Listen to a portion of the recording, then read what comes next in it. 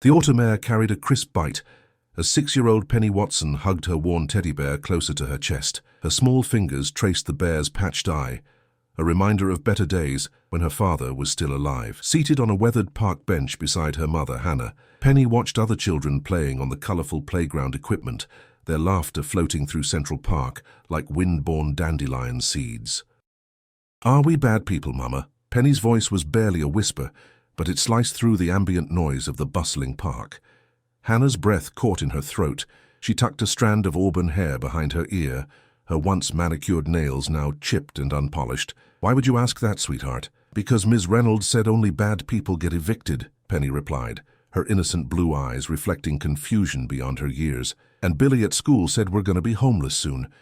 20 feet away, partially obscured by a large oak tree, Mason Grant paused mid-stride, his morning jog interrupted by the child's question. At 38, Mason was the definition of success, founder and CEO of Grant Innovations, a tech empire valued at billions. The Financial Times had recently dubbed him America's most eligible bachelor, though that title meant little to him these days. He hadn't meant to eavesdrop, but something in the little girl's voice made it impossible to walk away. Mason took a sip from his water bottle, pretending to catch his breath while straining to hear the mother's response. Hannah pulled Penny closer, wrapping her arm around the child's narrow shoulders. "No, baby, we're not bad people. Sometimes good people go through hard times, that's all." Mason noticed the woman's worn clothes, once quality pieces now faded from too many washes. Her shoulders slumped with invisible weight, yet dignity remained in her posture. Something about her sparked a distant memory he couldn't quite place. "But why did they lock our apartment, Mama? Where are we going to sleep tonight?" Penny's questions tumbled out, each one driving deeper into Mason's conscience. Hannah swallowed hard, blinking back tears. "We'll figure it out, Penny girl. We always do." Mason moved closer, pretending to stretch against a nearby tree. The woman's profile stirred something in his memory, something from college, perhaps. Her face had the kind of beauty that endured hardship, with high cheekbones and determined eyes that seemed vaguely familiar. "Is Daddy watching us from heaven?" Penny asked, clutching her teddy bear tighter. "Would he be sad we lost our home?" "Your father loved us very much," Hannah whispered, her voice breaking slightly, "and he'd be so proud of how brave you're being." Mason's phone buzzed insistently in his pocket, likely Vanessa, his executive assistant, reminding him about the board meeting in an hour. He should leave. This wasn't his business. Yet something kept him rooted to the spot, unable to tear himself away from the quiet desperation emanating from the park bench. Hannah reached into her purse, a designer bag that had seen better days, and pulled out a peanut butter sandwich wrapped in plastic. She broke it in half, offering the larger portion to Penny. "Aren't you hungry, Mama?" Penny asked, noticing her mother had kept only a small piece for herself. "Not very," Hannah lied with a smile that didn't reach her eyes. "You eat up." The simplicity of the sacrifice hit Mason like a physical blow. He thought of the 5-star breakfast waiting for him back at his penthouse, the fresh pastries, the artisanal coffee, the imported fruits, all prepared by his personal chef and largely untouched most mornings. As Hannah tucked a lock of hair behind Penny's ear, the gesture triggered a flash of recognition in Mason's mind. Hannah Watson, it had to be. They'd shared several classes at Columbia University 12 years ago. She'd been brilliant, top of their economics program, with dreams of working in international development. There had been a scholarship fundraiser where she'd spoken eloquently about financial inclusion. Mason remembered being impressed by her passion, her intelligence, her genuine desire to help others. What had happened to bring her here, to this park bench, with a hungry child and nowhere to go? Mason's phone buzzed again. This time he pulled it out and sent a quick text to Vanessa. "I'll be late. Reschedule the board meeting. Something important came up." Just as he pocketed his phone, a park security guard approached Hannah and Penny. "Ma'am, we've received complaints about loitering. The park benches aren't for extended stays," the guard said, his tone professional but firm. Hannah's face flushed with embarrassment. "We were just leaving," she said, gathering their meager belongings, a backpack, a small rolling suitcase, and Penny's teddy bear. "Where are we going now, Mama?" Penny asked, her voice small and frightened. Hannah forced a smile. "We're going on an adventure, sweetie, just like in your books."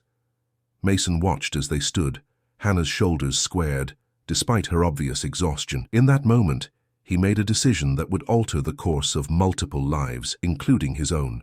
He stepped forward, rehearsing what to say. Would she remember him? Would she accept help from a stranger? How could he offer assistance without wounding her pride? The questions swirled in his mind as he moved toward them. "Hannah!" he called, just as they began to walk away. "Hannah Watson?"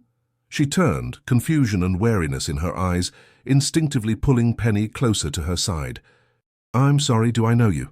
she asked, studying his face with the careful assessment of someone who had learned to be cautious. "Mason Grant. We were at Columbia together," he said, suddenly feeling strangely nervous. "Economics program? Professor Harrington's advanced theory class?" Recognition slowly dawned in her eyes, followed quickly by embarrassment. "Mason. Yes, of course." Her hand self-consciously touched her hair, then dropped to Penny's shoulder. "It's been a long time." "Too long," Mason agreed, trying to sound casual while desperately searching for the right words. "I was just about to grab some coffee and noticed you. Would you—" He glanced at Penny, whose curious eyes darted between the adults. "Would you both like to join me for old time's sake?" Hannah hesitated, pride warring with necessity on her face. Penny looked up at her mother, then at Mason, then at the teddy bear in her arms, as though consulting it for advice. "We wouldn't want to impose," Hannah said finally, the polite refusal of someone unaccustomed to accepting help. Mason smiled, realizing he needed to give her a reason to say yes, one that preserved her dignity. "Actually, you'd be doing me a favor. Board meetings are insufferable, and I've just found the perfect excuse to be fashionably late." A small smile tugged at the corner of Hannah's mouth, the first genuine one he'd seen from her. It transformed her face, briefly illuminating the bright, determined woman he remembered. "Well, if it's helping you play hooky from work," she began. "It absolutely is," Mason assured her, then knelt to Penny's eye level. "And I happen to know this great cafe that makes hot chocolate with extra marshmallows. Would you like that?" Penny looked to her mother for permission, before nodding shyly. As they walked toward the park exit, Mason could feel the weight of Hannah's unasked questions.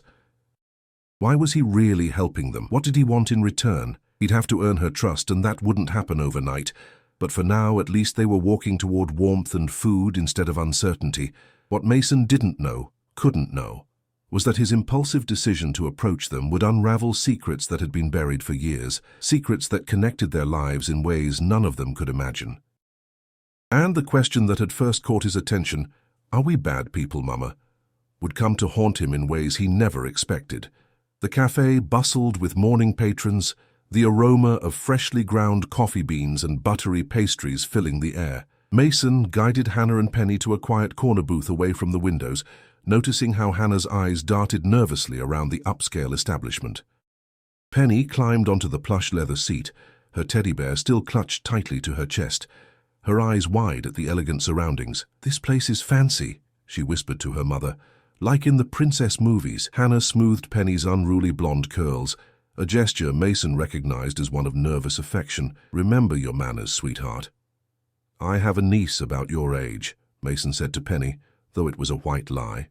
His sister's daughter was nearly 10, but he needed a way to connect with the child. "She loves their hot chocolate, says it tastes like melted candy bars." When the waitress approached, Mason ordered coffee for himself and Hannah, hot chocolate for Penny, and one of everything from the bakery display despite Hannah's protests.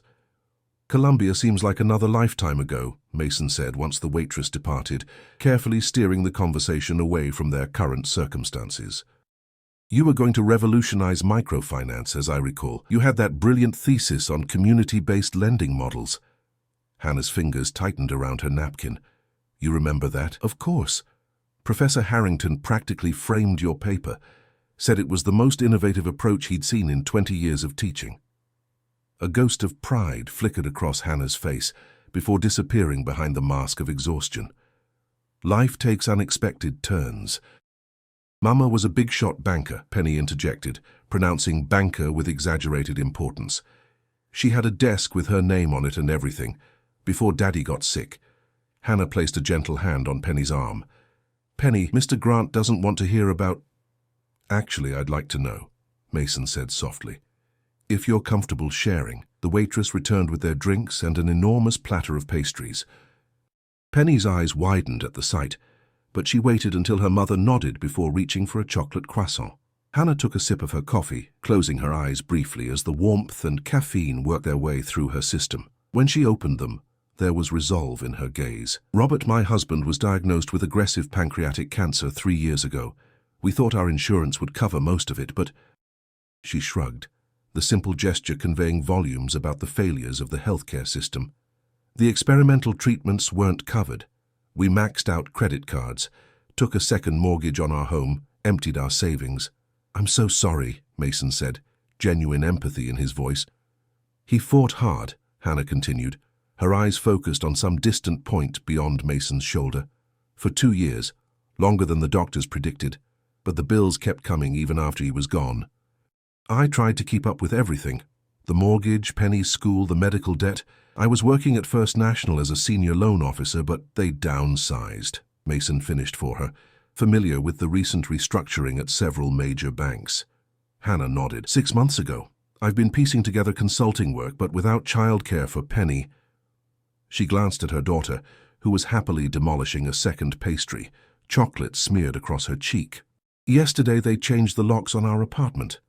Mason felt a surge of anger at the system that could so easily discard someone like Hannah, brilliant, hard-working, caught in circumstances beyond her control. "Where were you planning to go?" he asked carefully. "The women's shelter on 42nd has a waiting list. I have a friend who might let us crash on her couch for a few days, but she's got roommates and it's complicated." Hannah's matter-of-fact tone couldn't disguise the fear underneath. "We'll figure something out. We always do, right, Penny girl?" Penny nodded solemnly as though this were a familiar mantra between them. Mason made a decision then, one that would alter all their lives. "I have a proposition for you, but I want to be clear. It comes with no strings attached. You can say no and we'll still figure out a safe place for you both tonight." Hannah's expression immediately grew guarded. "What kind of proposition?" "My company has been looking for someone to head our new Community Impact Division. We're launching micro-lending programs in underserved neighborhoods, starting right here in New York." It wasn't a complete fabrication. He'd been considering such an initiative for months but hadn't moved forward with it yet. "Based on what I remember of your work, you'd be perfect for it." Hannah stared at him, disbelief etched across her features. "You can't be serious. You haven't seen my work in over a decade. You don't know my qualifications now. Then show me," Mason challenged gently. "I have a guest apartment in my building downtown. It's sitting empty. Stay there while you interview for the position, put together a proposal. If it doesn't work out professionally, no hard feelings, and you'll at least have a stable place to regroup." "Why would you do this?" Hannah asked, suspicion edging her voice. "We haven't spoken in years. You don't owe us anything." Mason considered his answer carefully. The truth was he wasn't entirely sure himself. Was it guilt over his own privilege, a genuine desire to help, or something more? A connection to this woman he'd once admired from afar, but never had the courage to approach romantically. "Let's just say I'm in a position to help and I'd like to." He reached for his phone. "At least let me arrange a hotel for tonight while you think about it." Hannah's eyes glistened with unshed tears. "We're not a charity case, Mason. I never thought you were," he replied quietly, "but everyone needs help sometimes." Penny, who had been following the adult conversation with the intuitive understanding of children who faced hardship, suddenly spoke up. "Daddy said sometimes angels don't have wings, they just have kind eyes." She studied Mason solemnly. "You have kind eyes." The simple observation disarmed both adults, breaking the tension. Hannah laughed softly, wiping at her eyes, while Mason felt an unexpected lump form in his throat. "Tell you what," he said, pulling out a business card and writing on the back. "This is my personal cell and the address of my building. The guest apartment is on the 18th floor. Think about it. No pressure, no timeline." He slid the card across the table. "And if you decide it's not for you, I still have connections at several banks and non-profit organizations. I can make some calls, help you land on your feet." Hannah stared at the card for a long moment before slowly picking it up. "Thank you," she said simply, tucking it into her purse. As they finished their breakfast, the conversation turned to lighter topics. Penny's favorite subjects in school, art and reading, Hannah's passion for urban gardening, Mason's recent trip to Japan. The initial awkwardness gradually faded, replaced by the tentative beginnings of trust. What Mason didn't mention was the nagging feeling that there was more to Hannah's situation than simple financial hardship.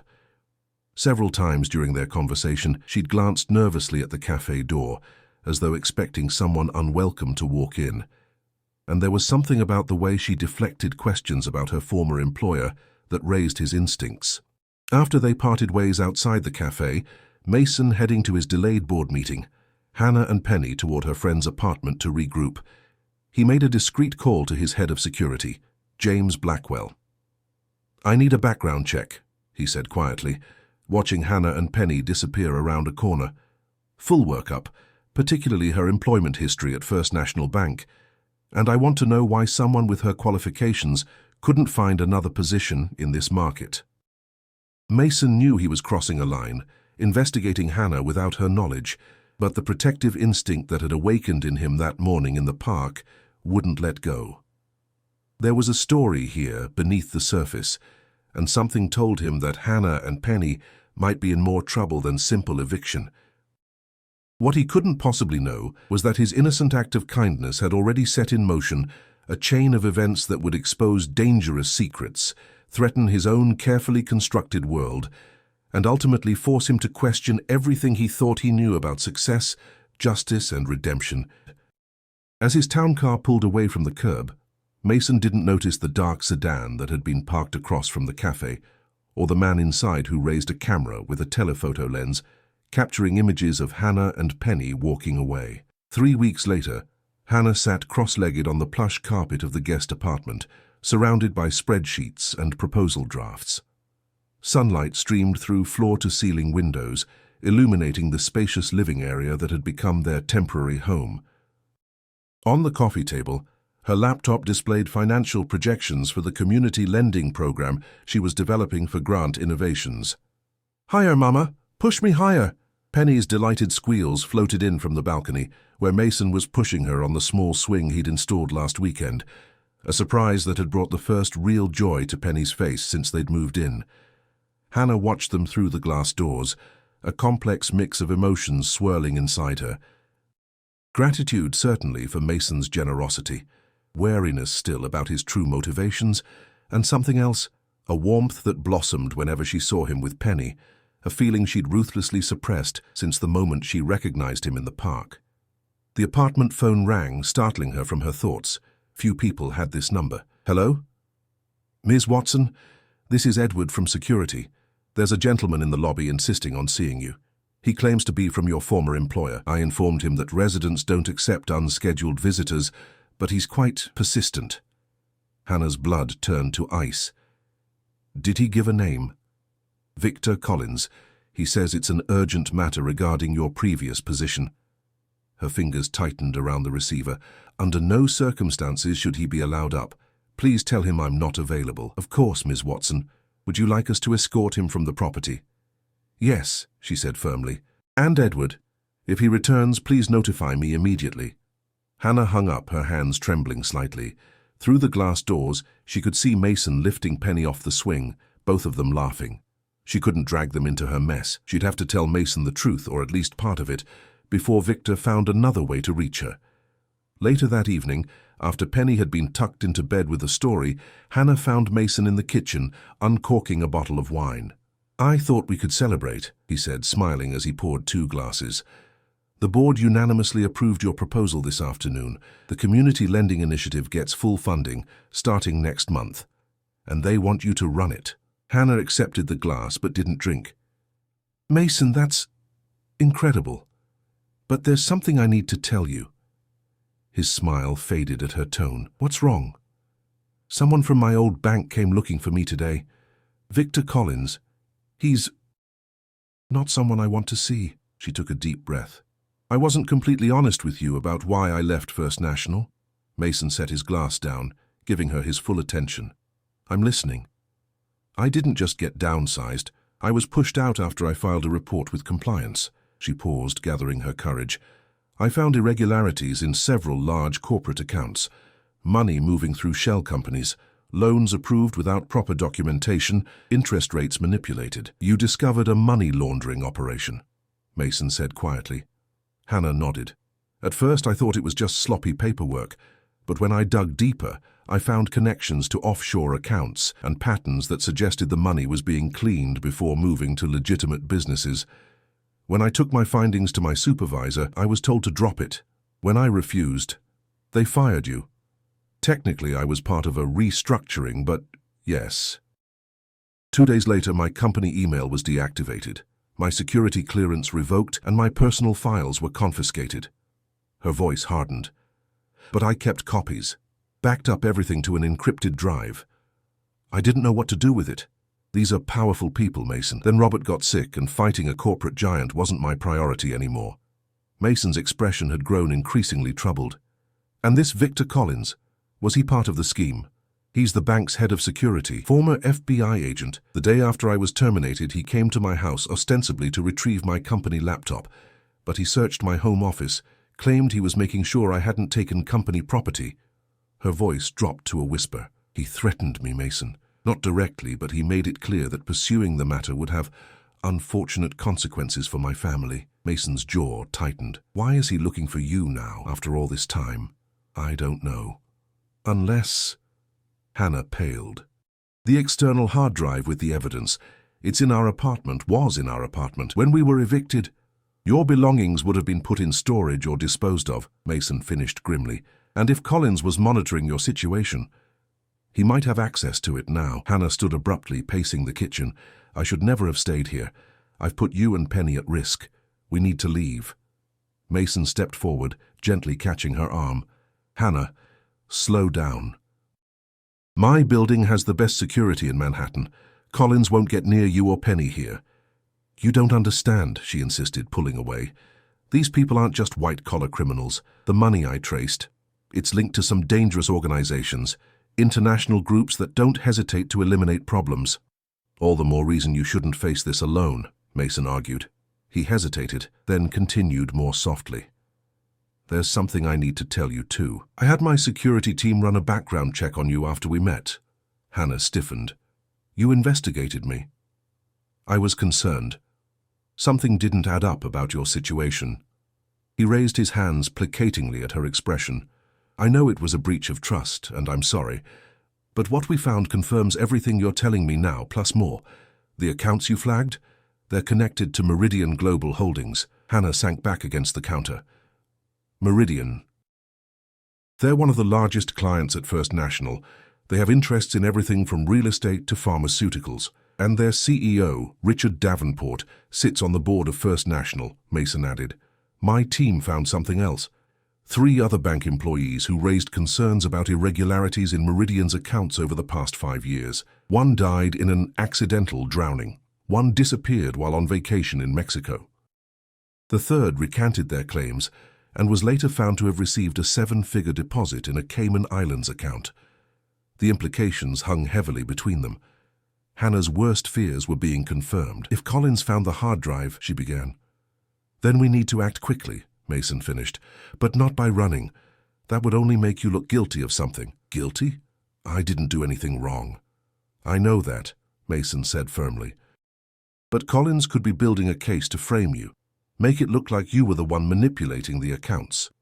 Hannah's mind raced through the possibilities, each more terrifying than the last. What about Penny? I can't put her at risk. We'll protect her. My team can arrange for secure transportation to my estate in Connecticut. She'll be safe there with my staff while we deal with this. We? Hannah challenged. This isn't your fight, Mason. Something shifted in Mason's expression, determination hardening into something fiercer. It became my fight the moment Collins showed up here. Besides, he added with a grim smile, Meridian has been trying to acquire my tech division for years. Davenport and I have history. Before Hannah could respond, her phone buzzed with a text message. She glanced down at the screen and froze. What is it? Mason asked, alarmed by her expression. Hannah wordlessly turned the phone toward him.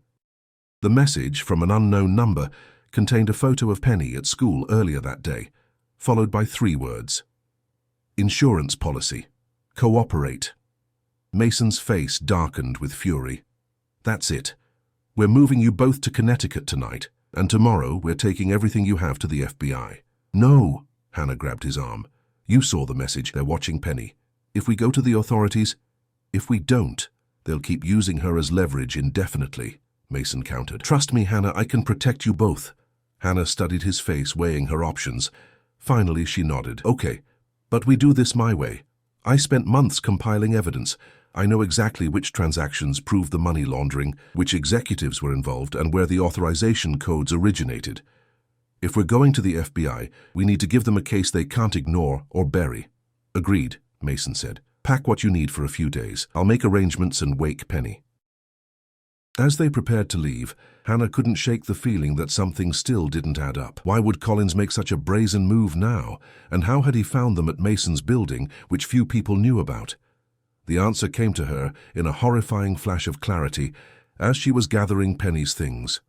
The timing of Mason's appearance in the park, his immediate offer of help, his convenient proposal of exactly the kind of job she'd be perfect for. Had it all been too perfect, too convenient?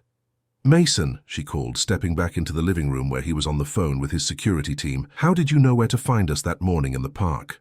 Mason ended his call, looking confused. What do you mean? Central Park is huge. What made you jog past our particular bench at that particular moment? Her voice hardened. Did Collins send you?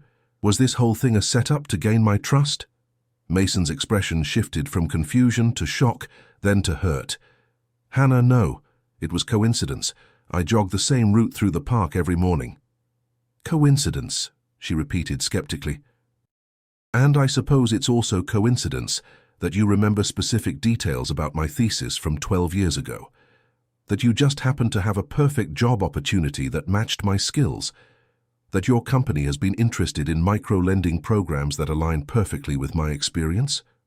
I remembered your thesis because I admired your work, Mason replied, his voice tight. And yes, I created the position for you, but not as part of some conspiracy. I did it because I wanted to help. Hannah grabbed her phone, backing toward Penny's room. I don't believe you. This was all too convenient. You're working with them, aren't you? Maybe not directly with Collins, but with Davenport, with Meridian. Hannah, you're not thinking clearly. We don't have time for this. Collins threatened Penny. Don't use my daughter to manipulate me. Hannah's voice rose sharply before she caught herself, glancing worriedly toward the bedroom where Penny still slept. She lowered her tone to a fierce whisper. I'm taking Penny and leaving. Don't try to stop us. Mason stepped forward, then halted when he saw her expression. At least let my security team escort you somewhere safe, so they can report back our location. No, thank you. She retreated another step. I trusted you, Mason. That was my mistake. As Hannah turned to wake Penny, Mason's next words stopped her cold. Robert asked me to look out for you both if anything happened to him. Hannah slowly turned back. What did you just say? Mason's face was etched with regret and something else. Guilt. Robert and I met at a charity event 4 years ago, before his diagnosis. We stayed in contact. When he got sick, he reached out to me, worried about what would happen to you and Penny if he trailed off.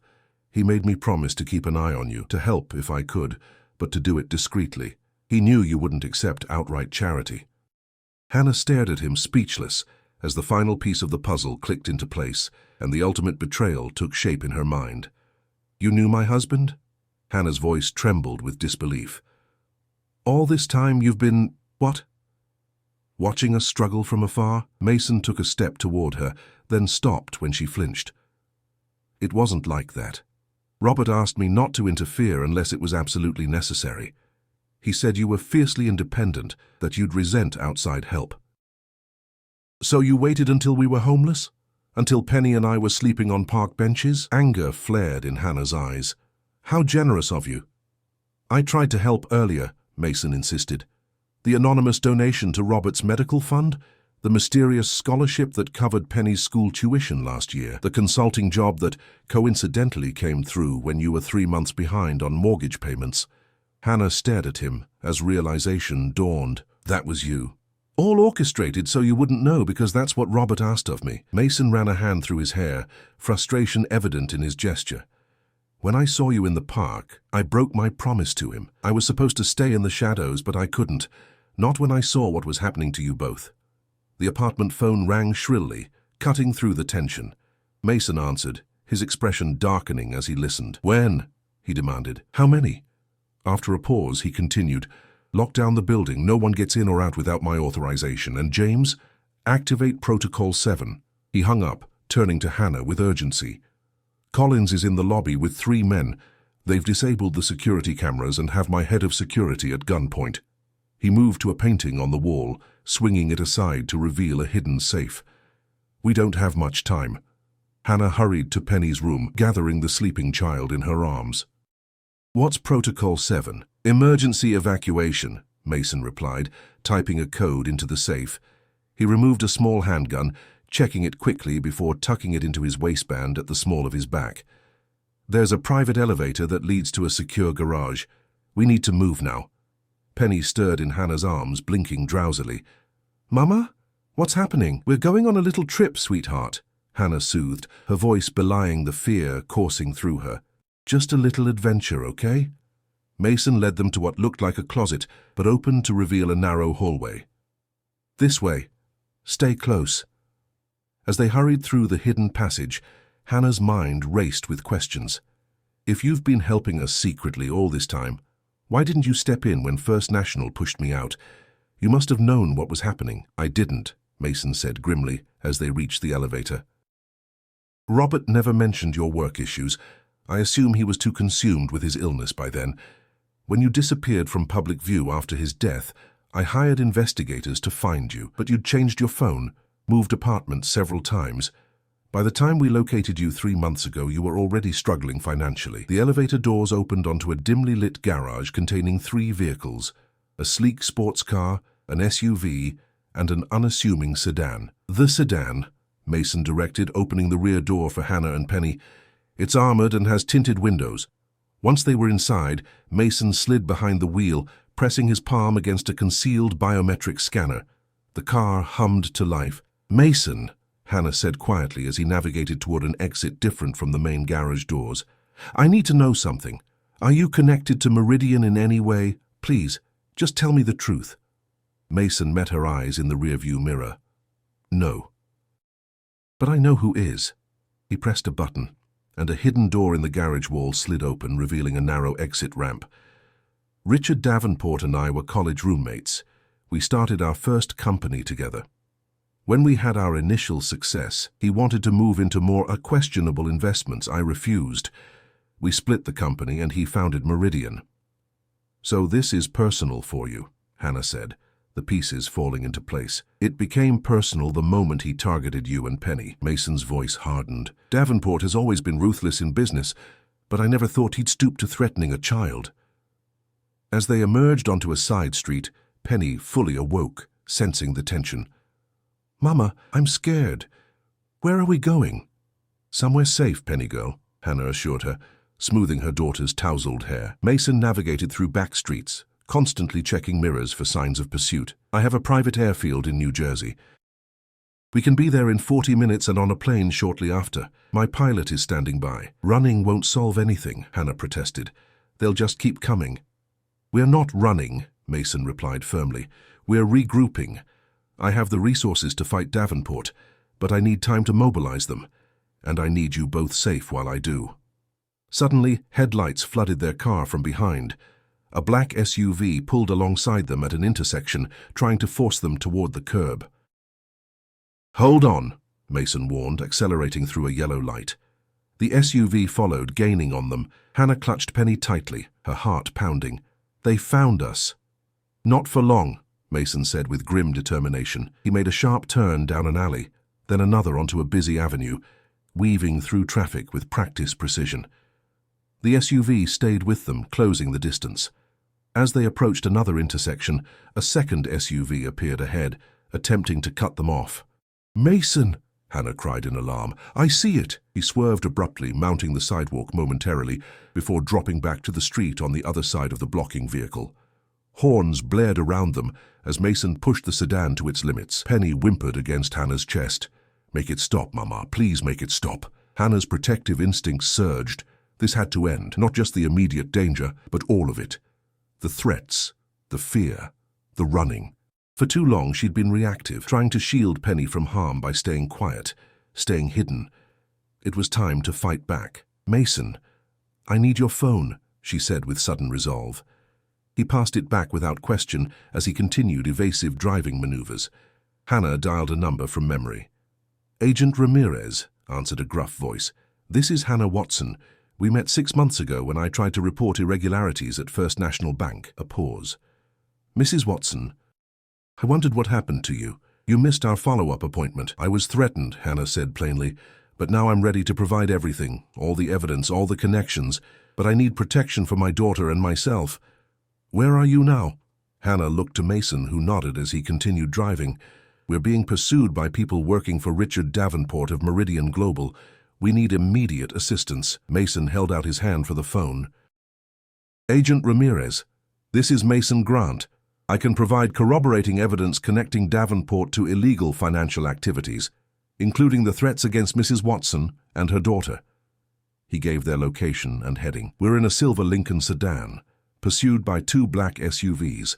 We're approximately 10 minutes from my private airfield in Teterboro."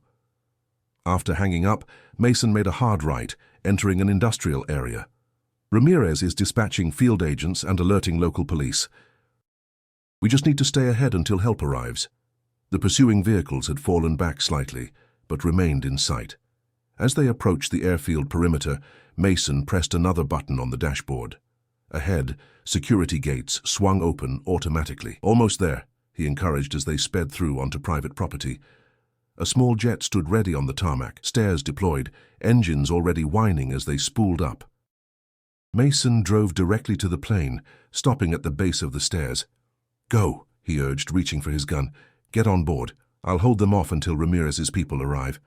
"No," Hannah said firmly, surprising herself with her steadiness. "We stay together. All of us." As if in answer to her declaration, sirens wailed in the distance, growing louder by the second. The pursuing SUVs screeched to a halt at the airfield gates, momentarily stymied by the security measures. "They're coming," Mason observed, relief evident in his voice. He holstered his weapon and helped Hannah and Penny from the car. Together, they hurried up the stairs into the jet's luxurious cabin. The pilot secured the door behind them as police vehicles swarmed the perimeter surrounding the intruders. "We're clear for immediate takeoff, sir," the pilot informed Mason. "Where to?" Mason looked to Hannah, raising an eyebrow in silent question. "Somewhere they can't reach us," she decided. "Just until the FBI has what they need." "The island," Mason directed, "and notify our legal team to meet us there." As the jet taxied toward the runway, Hannah gazed out the window at the flashing lights below. For the first time in years, she felt a glimmer of hope, not just for safety, but for justice. Penny had fallen asleep again, curled against her side. Mason sat across from them, his expression both relieved and determined. "Thank you," Hannah said simply. "For everything." "Don't thank me yet," he replied. "We still have a battle ahead. But we're not fighting it alone anymore." Hannah reached across the space between them, taking his hand. The gesture was both an apology for her earlier distrust and a promise of partnership moving forward. 6 months later, Hannah stood at the edge of a pristine beach, watching Penny build an elaborate sandcastle with Mason. The private Caribbean island had become their sanctuary, while the case against Davenport and his associates proceeded in New York. With the evidence Hannah had preserved, bolstered by Mason's financial expertise and connections, the FBI had built an ironclad case. Richard Davenport and 7 other executives from Meridian and First National were facing multiple federal charges. Victor Collins had turned state's evidence, revealing the full extent of the money laundering operation in exchange for leniency. Hannah's phone buzzed with a text from Agent Ramirez. "Davenport denied bail. Trial set for June. You're clear to return whenever you're ready." She smiled, slipping the phone back into her pocket. They would return soon. Penny missed her friends, and Hannah was eager to fully launch the community lending initiative that had been operating remotely under her guidance. Mason looked up from the sandcastle, catching her eye with a questioning look. She nodded, and his answering smile warmed her more than the tropical sun. That evening, after Penny had been tucked into bed in her room in the beachfront villa, Hannah joined Mason on the terrace overlooking the ocean. "Ramirez says we can go home," she told him, accepting the glass of wine he offered. "And is that what you want?" Mason asked carefully. "To go back?" Hannah considered the question. Home had been an elusive concept since Robert's death, a series of increasingly desperate situations, culminating in that park bench where Mason had found them. "I want Penny to have stability," she said finally. "A real home, not just a place to stay. Friends, school, community. We can provide that here," Mason suggested. "Or anywhere else you'd like. Paris, London, Tokyo." Hannah laughed softly. "You make it sound so simple. It can be." He moved closer, taking her hand. "Hannah, these past months, watching you fight for justice, seeing your brilliance in action as you've built the lending program from here, getting to know Penny, they've been the best of my life. Mine too," she admitted quietly. "Despite everything." "Then let's build something permanent," Mason said earnestly. "Not just a program or a company, but a life, together." Hannah studied his face, the kindness in his eyes that Penny had recognized from the beginning, the determination that had saved them both, the gentle patience that had given her space to heal and find her strength again. "Robert would approve, you know," she said softly. "Of you. Of us." Mason's eyes glistened slightly. "I hope so. I promised him I'd look after you both, but this is more than I ever expected to find." Hannah leaned forward, resting her forehead against his. "When Penny asked me that day in the park if we were bad people, I was at my lowest point. I felt like I'd failed her, failed Robert, failed myself." "And now?" Mason asked. "Now I know we're not defined by what happens to us, but by how we respond." She smiled. "And by who stands beside us when things get hard." As moonlight sparkled on the gentle waves, Hannah kissed him, a promise of the future they would build together. A future where Penny would never again have to question her place in the world, where justice would prevail over corruption, and where love would transform 3 broken paths into one whole journey. The next morning, Penny found them making breakfast together in the villa's kitchen, their easy laughter and casual touches telling a story even a 6-year-old could understand. "Are we going home soon, Mama?" she asked, climbing onto a stool at the counter. Hannah exchanged a look with Mason before answering. "Yes, sweetheart, but home might look a little different now." Penny considered this, her young face serious. "Will Mason come too, if that's okay with you?" Mason replied carefully. Penny's solemn expression bloomed into a bright smile. "I knew it. I told Teddy you were our angel, even without wings."